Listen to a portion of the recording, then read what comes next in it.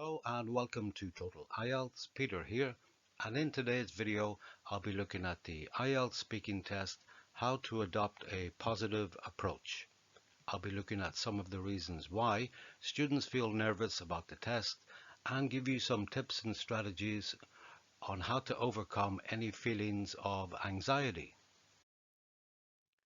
The speaking test is the test that students feel most nervous about. And one of the reasons for this is it's quite an artificial situation.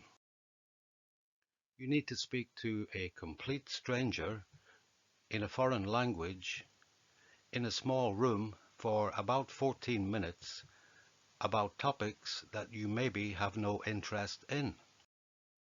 However, in reality, it's the same for everyone. And overthinking the speaking test like this can cause feelings of anxiety. So accept the situation and try to approach it with a positive mindset.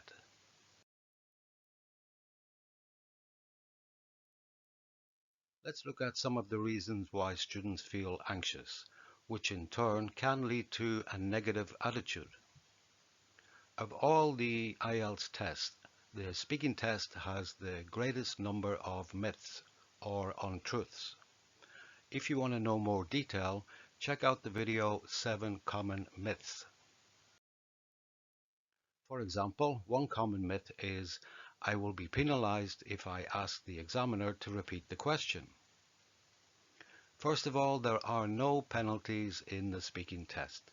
You are graded from 0 to 9 according to the public band descriptors only. And another myth is secret band descriptors. In reality, there are none. When you don't understand a question, it's only natural to ask for clarification. This happens in real life, so there's no reason why it shouldn't happen also in the speaking test. Just be honest and say, sorry, I don't understand. Or ask the examiner to repeat. For example, can you repeat the question, please?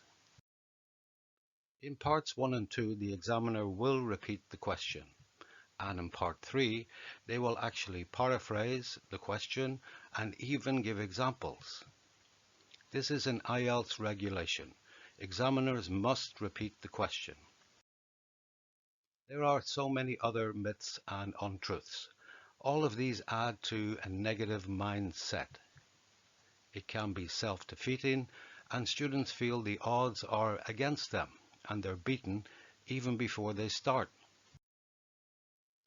These myths come from many sources, usually from students and quite often from teachers. They cause so much anxiety, so stop listening to these. This is a very important step on adopting a positive approach.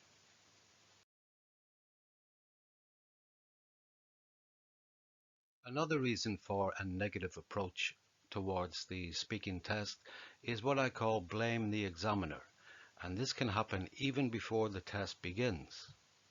Students are often told you must try to impress the examiner. Try to be friendly and sociable, but in reality, the examiner is not your new best friend. This is a professional English test, not a social occasion. And it's not your responsibility to try to impress the examiner. Examiners are only impressed by high-scoring students. Another myth is the unfriendly examiner gives lower band scores. And also students taking the test later in the day also receive lower scores, maybe because the examiner is tired after already testing 22 students.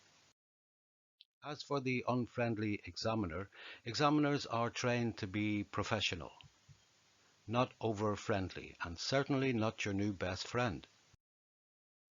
As for the tired examiners, it doesn't really matter when you take the test. It doesn't matter if you are first or last on the list.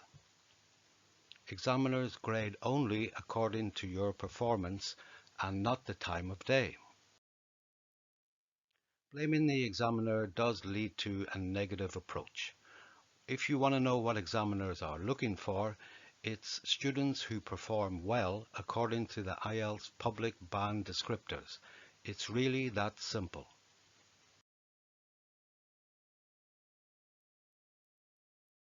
It's very important to adopt a positive mindset for the IELTS speaking test.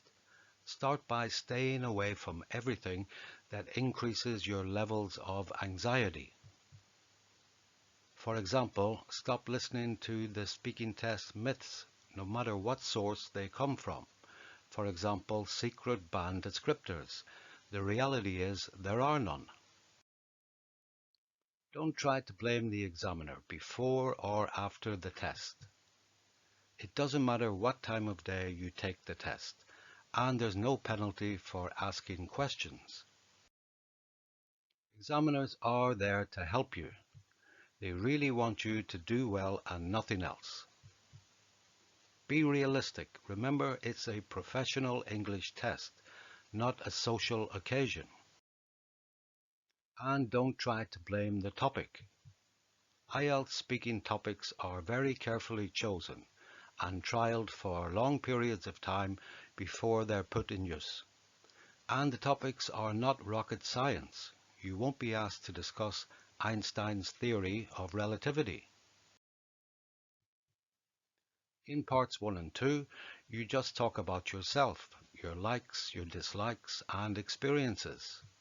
And in part 3, you're asked to give your opinion. And remember, the speaking test is not a police interrogation. You are not the prime suspect in a murder investigation. It's not something that you need to survive and get out of the room as quickly as possible. It is your chance to demonstrate your ability. After many years of study, practice, and personal expense, think of the speaking test as your opportunity to show your English. Be yourself, express your opinions, and approach the test with a positive mindset.